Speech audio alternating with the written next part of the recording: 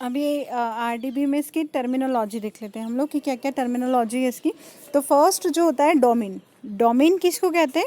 जो कॉलम्स होते हैं उनको हम डोमेन कहते हैं। जैसे ये यहाँ पे ये कॉलम है तो ये डोमेन है। आपको पता होगा जैसे स्प्रेडशीट होती है, स्प्रेडशीट में रो और कॉलम होता है तो उसको हम बोलते हैं रो। और आई थिंक आप समझते होंगे बहुत अच्छे से रो और कॉलम क्या होता है।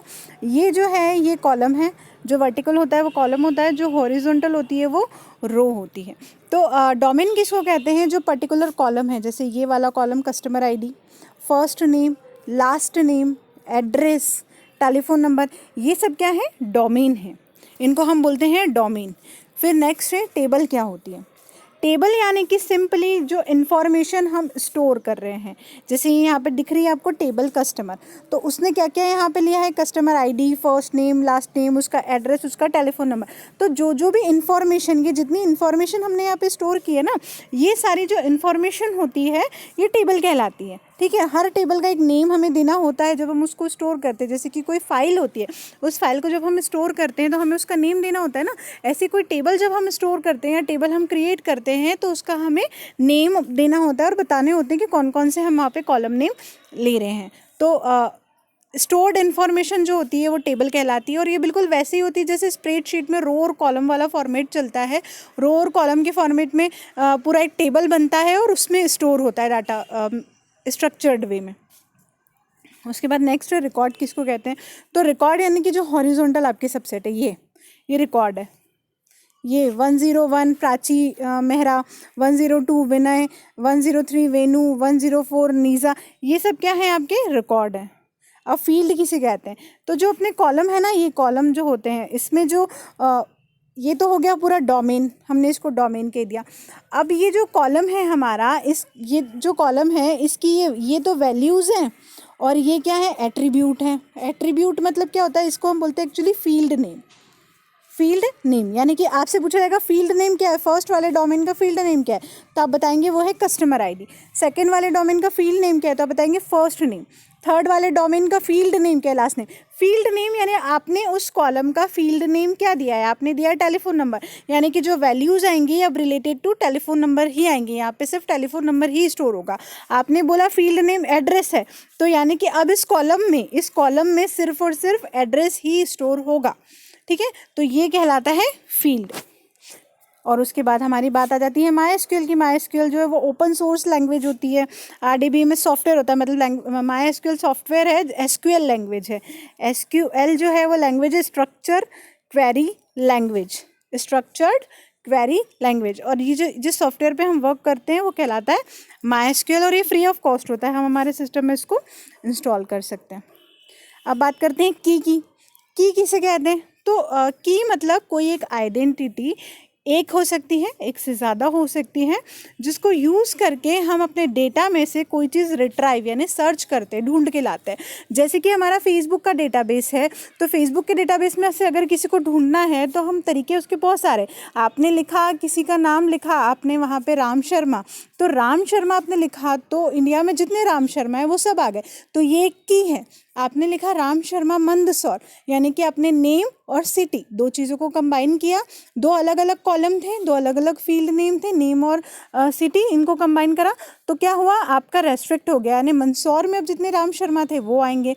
तो इस तरह से क्या करते हैं, अगर आपने किसी की ईमेल आईडी लिख दी तो पर्टिकुलर उसी की इन्फॉर्मेशन वहाँ पे अवेलेबल आपको होगी। तो ये क्या होता है? ये होता है की, यानी कि कोई ऐसी फील्ड नेम यूज़ करना, या तो एक फील्ड नेम यूज़ करना या एक से अधिक फील्ड नेम का कॉम्बिनेशन बना के उनको यूज़ करना, ताकि क्या हो सके कि डाटा को ईजिली रिट्रीव किया जा सके या सर्च किया जा सके। फिर उसके बाद आती है प्राइमरी की। प्राइमरी की क्या होती है? प्राइमरी की को हम बोलते हैं यूनिक की, यूनिकली आइडेंटिफाइड की। जैसे कि आपका रोल नंबर है, आपका रोल नंबर यूनिक है, वो कभी भी किसी और का नहीं होगा। आपका नाम किसी और का हो सकता है, जो आपका नाम है, आपका नाम आयुषी है तो आयुषी नाम एक ही क्लास में 3 बच्चों का हो सकता है। आपका सरनेम अगर आयुषी देवड़ा है तो हो सकता है कि आपकी क्लास में एक और आयुषी देवड़ा हो। ये पॉसिबिलिटीज़ इसकी हैं, है ना। लेकिन आपका जो रोल नंबर है, अगर आपका जो रोल नंबर है वो 103 है तो वो हमेशा 103 रहेगा, 103 आपकी यूनिक आइडेंटिटी है। 103 से पता चल जाएगा कि कौन सी आयुषी की बात हो रही है। आपको क्लियर है? तो ये जो चीज़ होती है प्राइमरी की का मतलब यूनिक आइडेंटिफिकेशन, यानी कि फ़ोन नंबर हो सकता है, रोल नंबर हो सकता है, जीमेल आईडी हो सकती है, जो पर्टिकुलर उस पर्सन का यूनिकली आइडेंटिफिकेशन बताते हैं। या पढ़ेंगे पूरा एग्जाम्पल तो आपको बहुत अच्छे से समझ में आ जाएगा। उसके बाद कैंडिडेट की क्या होती है? कैंडिडेट की होती है जो भी हमारे कॉलम्स होते हैं, जो भी फील्ड नेम हम यूज़ करते हैं किसी को सर्च करने के लिए। जैसे मैंने आपको एग्जांपल दिया था आयुष शर्मा मंदसौर या आयुषी शर्मा मंदसौर, तो आपने क्या क्या यूज़ किया? फर्स्ट नेम आपने उसका यूज़ किया, फर्स्ट नेम एक फील्ड यूज़ की, लास्ट नेम वाली फील्ड यूज़ की, और आपने सिटी वाली फील्ड यूज़ की, तब जाके आपको वो पर्सन मिला, है ना, आयुषी शर्मा मंदसौर। ठीक है, तो ये हो गई कैंडिडेट की मतलब कॉम्बिनेशन ऑफ कीज़। वो आपने जो कॉम्बिनेशन बनाया उनको कंबाइन करके वो कहलाया आपका कैंडिडेट की। यानी कि जब कंबाइन करके बहुत सारे अलग अलग चीज़ों को कंबाइन करके आपने किसी को ढूंढा, अलग अलग फील्ड्स को कंबाइन करके आपने किसी को ढूंढा, तो वो कहलाती है आपकी कैंडिडेट की। अल्टरनेट की क्या होती हैं? तो जो भी बच गई हैं या जो प्राइमरी की नहीं है, वो सारी कीज़ जो हैं वो सब क्या कहलाती हैं? अल्टरनेट की कहलाती है। अब जैसे इसमें देख लेते हैं अपन, एग्जांपल बताया हुआ है इसमें आपको। जैसे आपकी एक टेबल बताइए, admission number, roll number, name, class, section और ड्यूज़। अब इसमें प्राइमरी की कौन सी होगी? तो ये जो रोल नंबर है ये क्या है? प्राइमरी की है। ठीक है, एडमिशन नंबर ये भी प्राइमरी की हो सकता है, क्योंकि ये भी यूनिक आइडेंटिफिकेशन है, ये भी यूनिक आपका कहलाता है। अब ये जो नेम है, मान लो आपको अजय कार्तिक नाम का जो व्यक्ति है जो क्लास 11th बायो में है, तो आपने अजय कार्तिक को ढूंढने के लिए अजय कार्तिक 11th बायो लिखा, तो ये हो गई आपकी कैंडिडेट की। यानी कि जो कॉम्बिनेशन आप यूज़ कर रहे हो एक से ज़्यादा की का, वो कैंडिडेट की हो जाती है। प्राइमरी की जो होती है वो यूनिक की हो जाती है, और जो बच गई इनके अलावा वो सब क्या कहलाती हैं? अल्टरनेट की कहलाती है। अब इसके बाद फॉरेन की क्या होती है? फॉरेन की क्या होती है? जो मैंने आपको कंसेप्ट बताया था दो टेबल को लिंक करने का, ये फर्स्ट वाली टेबल है, ये सेकंड वाली टेबल है। ठीक है, ये आपकी स्कॉलरशिप वाली टेबल है, और ये आपकी अटेंडेंस वाली, डेली कि कौन सा बच्चा, उसका नेम क्या है, रोल नंबर क्या क्या है, डेली की उसकी अटेंडेंस जो है वो यहाँ पे जा रही है, उसकी क्लास कौन सी है, उसका सब्जेक्ट कौन सा है। ठीक है, अब यहाँ आपको किस किस स्टूडेंट को कितनी स्कॉलरशिप मिलती है, तो यहाँ पे एक कास्ट वाला कॉलम ऐड होगा, एक स्कॉलरशिप उसको कितनी मिलती है, उसका अमाउंट कितना मिलता है। तो अब अगर किसी पर्सन को कितनी स्कॉलरशिप अमाउंट मिल रहा है, तो उसका नेम और रोल नंबर तो लिखेंगे पर्सन, अगर वो स्टूडेंट है, मतलब क्योंकि हम स्टूडेंट की बात कर रहे हैं, तो नेम और रोल नंबर वाला जो कॉलम है वो यहाँ पे कॉपी होगा, मतलब ऐसा कि ऐसे ही वो यहाँ पे भी आएगा, तभी ये दोनों लिंक होंगे, और तभी ये दोनों क्या बनेंगे? Relational database. यानी कि दो टेबल को हमने लिंक किया तो क्या बना दिया? रिलेशनल डेटाबेस बना दिया। तो रिलेशनल डेटाबेस बनाने के लिए हमने जो की यूज़ की थी, जो इस वाले टेबल में भी थी और उस वाले टेबल में भी थी है, उसको हम बोलते हैं फॉरेन की। और जनरली इसका रूल होता है कि जो इस वाली टेबल में प्राइमरी की है वही इस वाली टेबल में फॉरेन की बनाई जाए। क्यों ऐसा होता है? क्योंकि अगर मान लो कि आपने नेम वाला कॉलम ले लिया, तो अब नेम तो एक ही पर्सन के दो या तीन, मतलब जैसे कि हमने एक एग्जांपल दिया राम शर्मा वाला, तो राम शर्मा अगर 3 है तो 1 2 3, तो यहाँ पे क्या होगा? यहाँ पे डुप्लीकेट होने का चांसेस रहेगा, आप एक डाटा फैच नहीं कर पाओगे। जब राम शर्मा लिखेंगे तो वो 3 लोगों का इन्फॉर्मेशन उठ कर आएगा, है ना। तो और लेकिन अगर आपने यहाँ से नेम के साथ साथ रोल नंबर को यानी कि फॉरेन की डिक्लेयर कर दिया, जो यहाँ पे प्राइमरी की थी, मतलब प्राइमरी की वैल्यू कभी भी डुप्लीकेट नहीं होती। ये नियम होता है उसका कि ना तो वो नल रहती है, मतलब खाली भी नहीं जाएगी, वो उसको कोई बार ब्लैंक छोड़ना चाहेगा तो भी वो उसको छोड़ नहीं पाएगा, उसकी एंट्री तब तक एक्सेप्ट नहीं होगी जब तक वो प्राइमरी की को नहीं भरेगा, और वो डुप्लीकेट भी नहीं होती। वो अगर किसी ने ऑलरेडी भर रखी है, ऑलरेडी वो स्टोर्ड है, तो वो आपसे वो वाली लेगा भी नहीं। तो यानी कि एक टेबल की जो प्राइमरी की है वो दूसरे टेबल की क्या बन जाएगी? फॉरेन की बन जाती है। ये रूल होता है कि मतलब जो कॉमन अपने को एट्रीब्यूट रखना है, जो कॉमन कॉलम रखना है, वो इधर वाली जो टेबल होती है उसकी जो प्राइमरी की होती है उसी को हम लोग इधर क्या सेट कर देते हैं? फॉरेन की सेट कर देते हैं। फिर MySQL क्या होता है? MySQL जो है वो क्या है? सॉफ्टवेयर है, रिलेशनल डेटाबेस मैनेजमेंट, जो टेबल्स को आपस में लिंक करवाता है। अब ये यहाँ पे इन्होंने आपको बताया हुआ है कि इसको MySQL प्रोनाउंस करते हैं, बट एक्चुअली में इसको माई एसक्यूएल नहीं प्रोनाउंस करते, इसको प्रोनाउंस जो करते हैं वो माई एसक्यूएल ही करते हैं। आप गूगल करके देख लेना, आपको अगर कोई कन्फ्यूज़न हो तो। माई एसक्यूएल इसको जब ये स्टार्टिंग में आया था तब इसको प्रोनाउंस किया गया था, फिर कुछ कॉपीराइट इश्यूज़ हुए थे जिसकी वजह से इसका जो नाम था वो सीक्वल की बजाय चेंज करके माई एसक्यूएल कर दिया गया था। तो एक बार बुक में जो लिखा है उसको आप एक बार क्रॉस ट्रिली कर लेना, जो मैं बोल रही हूँ इसका प्रोनाउंसिएशन माई एसक्यूएल ही है। अब इसके कैरेक्टरिस्टिक्स क्या क्या हैं? इसके कैरेक्टरिस्टिक्स जो हैं वो ये हैं कि एक तो हमको क्या होता है, माई एसक्यूएल हमारा फ्री ऑफ कॉस्ट है, हमको कोई पैसे नहीं देना पड़ता, ठीक है। इसकी स्पीड बहुत अच्छी है, कोई भी चीज़ जो सॉफ्टवेयर आप यूज़ कर रहे हो तो उसकी स्पीड अच्छी होगी, वो रिलायबल होगा, मतलब ट्रस्ट करने लायक आपका सॉफ्टवेयर है, आप उसको बहुत अच्छे से हैंडल कर सकते हो, बहुत अच्छे से आप उस पर वर्क कर सकते हो, यूज़र फ्रेंडली होता है वो, ठीक है। उसके अलावा यूनिक्स लिनक्स सब पे वो चल जाता है। RDBMS मतलब अलग अलग टेबल्स को वो लिंक कर सकता है, तो ये सब उसकी प्रॉपर्टीज़ हो गई। उसके बाद आपको ये डाउनलोड करना बताया हुआ है, तो ये आप अपने इसमें देख लेंगे कि कैसे डाउनलोड करते हैं। उसके बाद क्या है कि जो माई एसक्यूएल जब आपका हो जाएगा, मतलब आप डाउनलोड कर लोगे, तो माई एसक्यूएल जो होता है वो क्वेरी पे रन करता है, उसकी अपनी एक लैंग्वेज होती है जिस पे वो रन करता है, जिस पे वो चलता है। तो कौन सी लैंग्वेज होती है? सबसे पहले तो वहाँ पे आपको एक पासवर्ड एंटर करना होता है। जैसे ही आप माई एसक्यूएल खोलोगे, जब आप इंस्टॉल करते हो तो वो आपसे एक पासवर्ड मांगता है। वो पासवर्ड आपको हर बार जब जब भी माई एसक्यूएल खुलता है, हर बार वो पासवर्ड जो होता है वो पासवर्ड डालना होता है, ठीक है। अब कैटेगरीज कौन कौन सी होती है? एसक्यूएल की जो हम कमांड लिखते हैं, जो हम वहाँ पे लिखेंगे उसकी कैटेगरी होती है, ठीक है। कैटेगरी मतलब माई एसक्यूएल जो होता है, माई एसक्यूएल सॉफ्टवेयर है और एसक्यूएल लैंग्वेज है, तो एसक्यूएल में हम कमांड लिखेंगे, तो कमांड लिखेंगे उसकी क्वेरी, उसकी जो कैटेगरी है वो होती है DDL और DML, डेटा डेफिनेशन लैंग्वेज और डेटा मैनिपुलेशन लैंग्वेज। तो डेटा डेफिनेशन लैंग्वेज में क्या क्या आ जाता है? इसमें आता है किसी भी डेटाबेस को क्रिएट करना, यानी कि आप क्रिएट डेटाबेस की कोई क्वेरी लिख रहे हो तो वो किस में आ जाएगी? डेटा डेफिनेशन में आ जाएगी, ठीक है। अल्टर करने के लिए, यानी कि कुछ चेंज करने के लिए आप कोई क्वेरी लिख रहे हो, आपने ऑलरेडी कोई टेबल बना रखी है, उसमें आपको कुछ चेंजमेंट करना है, तो हम कौन सी क्वेरी लिखेंगे? अल्टर टेबल वाली क्वेरी लिखेंगे, ठीक है। अगर हमको कुछ डिलीट करना है, डाटाबेस डिलीट करना है, टेबल डिलीट करना है, रो या कॉलम डिलीट करना है, तो ड्रॉप टेबल वाली एक कमांड रन होती है, वो किस में आ जाएगी? डेटा डेफिनेशन लैंग्वेज में।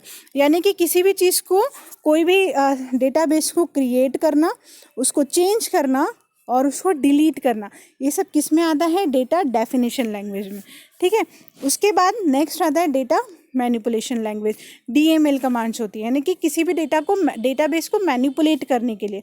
तो उसके लिए कौन कौन सी कमांड आएंगी? यहाँ पे सिलेक्ट कमांड हम यूज़ करते हैं डेटा को रिट्रीव करने के लिए।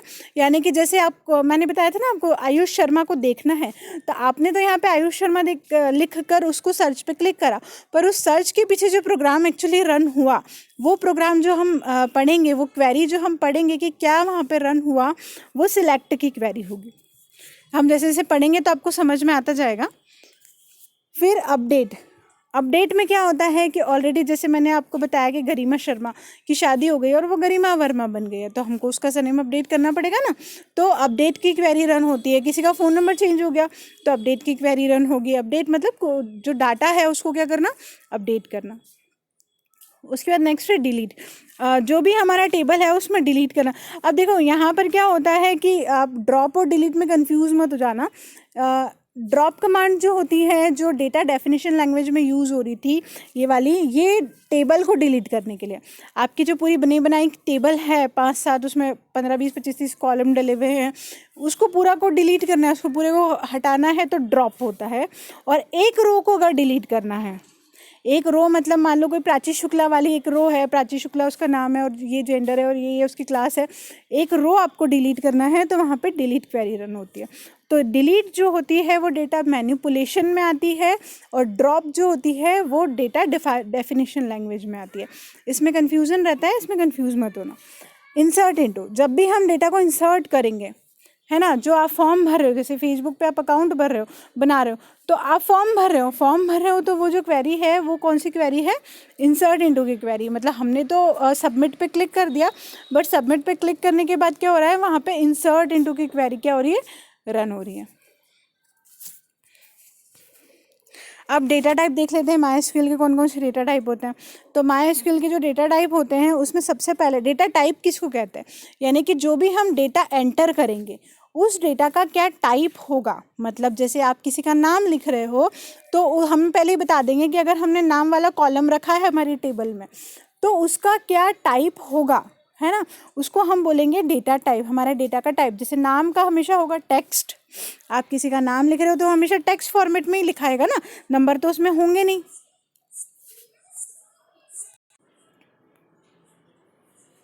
तो हमने उसको चूज़ किया कैरेक्टर, CHAR कैरेक्टर, उसका जो डेटा टाइप होगा हमने वो, जब भी हम कैरेक्टर लिखेंगे यानी कि CHAR लिखेंगे जब हम, और यहाँ पे ब्रैकेट में साइज़ दे देंगे कि कितने कैरेक्टर चाहिए। जैसे कि यहाँ पे राम है, ठीक है, तो ये कितने कैरेक्टर है 1 2 3, तो हम पहले बता देंगे कि मैक्सिमम हमें यहाँ पे हमारा जो नाम होगा वो 30 कैरेक्टर का होगा, ठीक है। तो हमने डाटा टाइप बताया, यानी कि अगर किसी का नाम है तो वो किस में जा रहा है, फर्स्ट नेम लास्ट नेम किस में जा रहा है, जहाँ पे हमको टेक्स्ट वाला डाटा चाहिए तो हमने बोल दिया CHAR। तो यानी कि अब वो अगर यहाँ पे कोई नंबर एंटर करने की कोशिश करेगा तो वो नहीं कर पाएगा। क्यों नहीं कर पाएगा, क्योंकि वहाँ पे हमने डेटा टाइप यानी कि रेस्ट्रिक्शन लगा दिया, एक वैलिडिटी लगा दी है कि यहाँ पे सिर्फ और सिर्फ टेक्स्ट एंटर होगा, ठीक है। इसके बाद जो एक और होता है टेक्स्ट ही इंटर होने के लिए वेयर केयर। वेयर केयर में जनरली एड्रेस आता है, वेरिएबल कैरेक्टर्स आते हैं जिसमें कि सारे जो कैरेक्टर होता है उसमें सिर्फ टेक्स्ट आता है। और वेयर केयर में जैसे किसी का एड्रेस होता है वो आता है, जैसे कि अगर किसी का एड्रेस है B/10 जनता कॉलोनी, तो इसमें क्या क्या आया, B जो है वो हमारा अल्फ़ाबेट है, स्लैश हमारा स्पेशल कैरेक्टर है जो कीबोर्ड पे होता है, 10 हमारा नंबर है, और जनता कॉलोनी हमारा टेक्स्ट है, यानी कि सबका कॉम्बिनेशन जिसको हम खिचड़ी भी बोलते हैं जनरली। तो जब हमारी खिचड़ी बन जाती है, जब हमको खिचड़ी की ज़रूरत पड़ती है, कॉम्बिनेशन की ज़रूरत पड़ती है, तो हम बोलते हैं, क्या बोलते हैं हम उसको, कि क्या वो डाटा टाइप क्या होता है हमारा, वेयर केयर होता है, वेरिएबल कैरेक्टर्स होता है। अगर हमें नंबर्स की ज़रूरत है न्यूमेरिक, यानी कि अगर हम किसी का फ़ोन नंबर ले रहे हैं, किसी का रोल नंबर ले रहे हैं, किसी की सैलरी लिख रहे हैं, तो वो नंबर्स की ज़रूरत अगर हमें है तो वो डेसिमल भी हो सकता है और वो इंटीज़र भी हो सकता है, INT इंटीज़र। डेसिमल और इंटीजर में आपको डिफरेंस पता होगा, जो फ्रैक्शनल नंबर होते हैं और अनफ्रैक्शनल नंबर होते हैं, मतलब कि एक तो रियल नंबर होते हैं और फ्रैक्शनल होते हैं। यानी कि ये 3 है, ये रियल नंबर है, और ये 3.5 है, फ्रैक्शन हो गया इसमें, है ना। तो फ्रैक्शनल मतलब डेसिमल मतलब पॉइंट के, अगर आप कोई भी नंबर पॉइंट में लिख रहे होते हो तो वो जो नंबर होता है वो डेसिमल कहलाता है। तो जनरली सैलरी जो होती है वो डेसिमल में आती है। और परसेंटेज है आपका, आपके कितने परसेंट बने, तो आपके परसेंट बने 88.24, तो ये डेसिमल है। और आपने अगर इंटीजर दे दिया तो आप 88 लिख पाओगे, पॉइंट नहीं लगा पाओगे वहाँ पे।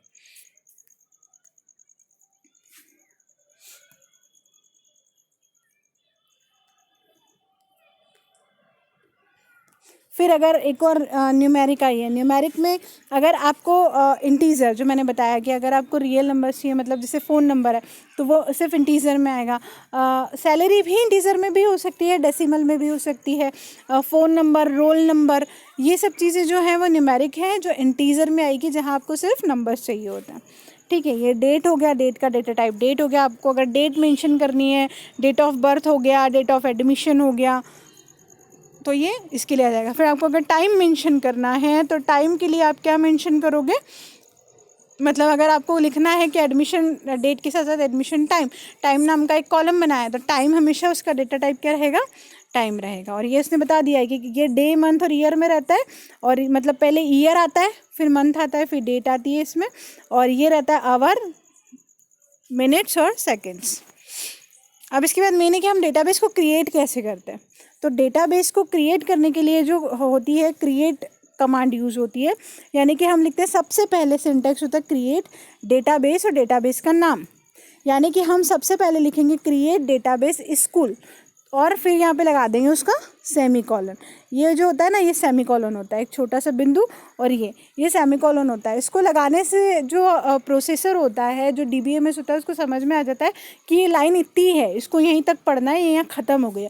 अगर सेमीकोलन हम नहीं लगाते तो एरर आ जाती है, उसको पता नहीं चलता है कि एंड हो गई ये लाइन, ठीक है। तो हमने लिखा क्रिएट डेटाबेस, और डेटाबेस का जो भी हमको नाम देना था, हमको डेटाबेस का नाम स्कूल देना था, तो हमने स्कूल नाम से एक डेटाबेस बना दिया। अब जो डेटाबेस बनता है ना, डेटाबेस के अंदर टेबल बनती है, ये हमेशा याद रखना कि सबसे पहले हमको एक डेटाबेस बनाना होता है, उसके बाद उसके अंदर हम चाहे जितनी टेबल्स बना सकते हैं, 1 टेबल, 2 टेबल, 3 टेबल, 4 टेबल, पर वो टेबल जो होगी हमेशा किसी डेटाबेस के अंदर ही बनेगी। ठीक है, फिर उसके बाद सबसे पहले हमने डेटाबेस को क्या कर लिया, क्रिएट कर लिया, तो फिर उसके बाद उसको यूज़ करना पड़ता है कि हमने डेटाबेस क्रिएट तो कर लिया है, अब हम उसको क्या करेंगे, यूज़ करेंगे। तो हमने लिखा यूज़ स्कूल, हमने डेटाबेस का नाम लिखा यूज़ स्कूल, तो वो क्या हो जाएगा, डेटाबेस यूज़ हो जाएगा। ठीक है, उसके बाद क्या करना है, क्रिएट करना है हमें। क्रिएट करने के लिए हम क्या करते हैं कि कोई भी हमको जब क्रिएट करनी होती है टेबल, तो सबसे पहले डेटाबेस के अंदर होगी, ये चीज़ सबको क्लियर हो गई, तो हम लिखते हैं क्रिएट टेबल, फिर हम लिखते हैं टेबल का नाम, जो भी नाम हमको देना है। इसने लर्नर दिया है, आप चाहो तो आप जो है वो कोई और नाम भी दे सकते हो, आप चाहो तो उसको स्कूल था तो उसको स्टूडेंट भी बना सकते हो, स्कूल के अंदर स्टूडेंट होता है, स्टूडेंट नाम की टेबल भी बना सकते हो, जो भी आपको नाम देना हो आप यहाँ पे क्या करोगे, उसका नाम दे दोगे। तो क्रिएट टेबल, और टेबल का नाम लिखा, फिर एक ब्रैकेट लगाया, फिर अपने को टेबल में जो भी कॉलम बनाने हैं वो कॉलम के नाम लिखेंगे। फर्स्ट हमको बनाना था रोल नंबर, और फिर हम उसका बता देंगे डाटा टाइप। तो रोल नंबर का डाटा टाइप तो इंटीजर ही होगा, क्योंकि रोल नंबर ऐसे ही होगा 101, 102, इसलिए यहाँ पे क्या ले लिया, इंटीजर ले लिया।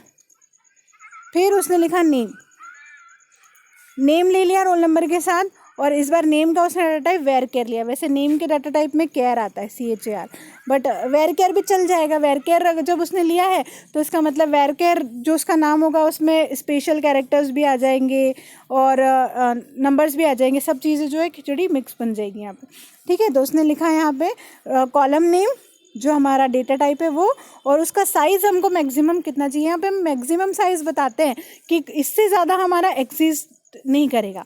और अगर हम यहाँ पे साइज़ नहीं लिखते हैं तो क्या होता है कि वो अपनी मर्ज़ी से फिर साइज़ लेता है, तो कभी कभी अपनी मर्ज़ी से वो 1 या 2 भी ले लेता है, तो फिर क्या होता है कि हमको बहुत प्रॉब्लम आ जाती है 1 या 2 कैरेक्टर्स की वजह से। ठीक है, तो हमने लिखा है नेम, फिर हमने यहाँ पे एक ब्रैकेट बंद किया, और फिर उसके बाद क्या लगा दिया, सेमीकॉलन। सेमीकॉलन से क्या होगा कि वो क्या क्रिएट कर देगा, एक टेबल क्रिएट कर देगा। जैसे कि मान लो स्टूडेंट वाली टेबल थी, तो स्टूडेंट वाली टेबल अगर हमको बनाना है तो हम यहाँ पे क्या लिखेंगे, सबसे पहले लिखेंगे हम क्रिएट टेबल। हमको टेबल क्रिएट करनी है ना, तो हमने लिखा क्रिएट टेबल। क्रिएट टेबल लिखने के बाद उस टेबल का नाम लिखा हमने, टेबल का नाम था स्टूडेंट। ठीक है, इतना क्लियर। क्रिएट टेबल, जो भी हमको टेबल का नाम देना है वो लिखा। उसके बाद हमने क्या लगाया, यहाँ पे ब्रैकेट लगाया। ठीक है, अब ब्रैकेट के अंदर हमको लिखना है कि हमको एक्चुअली जो हमारी टेबल है उस टेबल में कितने हमारे कॉलम हैं। तो फर्स्ट कॉलम मान लो हमारा है नेम का, ऑब्वियसली नेम का होगा। ठीक है, तो हमने फर्स्ट कॉलम लिखा नेम, नेम के साथ हमने लिखा उसका डेटा टाइप। नेम का डेटा टाइप आपने लिया कैरेक्टर, CHAR, और यहाँ पे लिख दिया उसका साइज़ 5। ठीक है, और फिर यहाँ पे आपने कॉमा लगा दिया। ठीक है, तो आपने लिखा आपको नेम बनाना है, नेम के बाद आपको जो है कैरेक्टर बनाना है, और कैरेक्टर में 5 होने चाहिए उसका साइज़। ठीक है, फिर आपने नेम के बाद लिया रोल नंबर। ठीक है, यहाँ पे आपने लिखा रोल नंबर। ठीक है, रोल नंबर जो है वो आपने काय में लिया, इंटीजर में लिया, क्योंकि रोल नंबर 1 2 3 आपको डेटा टाइप बताना पड़ेगा, तो आपने बताया डेटा टाइप, और आपने बोला ये भी क्या है, इसकी साइज़ भी क्या है 5, और ये इसको 5 को अपने ब्रैकेट में लिख दिया। अब ये वाला जो ब्रैकेट ओपन हुआ था ना, इस ब्रैकेट को क्लोज करेंगे और सेमीकॉलन लगा देंगे। तो अब हमारी क्या होगी, जब हम ऐसा लिखेंगे तो हमारी एक टेबल अपने आप क्रिएट हो जाएगी। ऐसी टेबल होगी जिसका फर्स्ट कॉलम होगा नेम और सेकेंड कॉलम होगा रोल नंबर। दो जो है हमारे क्या हो गए यहाँ पे, क्रिएट हो गए हैं यहाँ पे। तो ये जो होती है क्रिएट टेबल की क्वेरी होती है। तो सबसे पहले डेटाबेस बनाया, डेटाबेस को यूज़ किया, उसके बाद हमने क्या बनाई, टेबल बनाई। तो हमको जितने भी यहाँ पे कॉलम रखने हम यहाँ पे रख सकते हैं।